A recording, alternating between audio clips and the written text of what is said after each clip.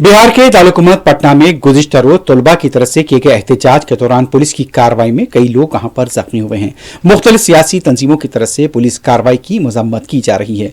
बताया जाता है कि पुलिस के हवाले से जो खबर आई है कि तलबा को यहां पर एहतजाज की कोई इजाजत नहीं थी, इसके बावजूद भी एहतजाज किया गया।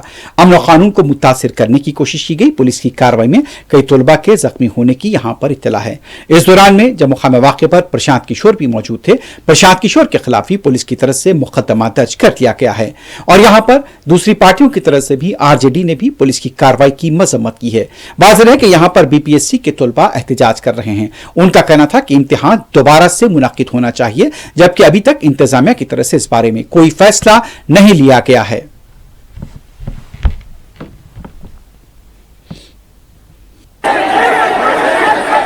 रमांशु सर है यहाँ पे। रमांशु सर फंसे हुए हैं।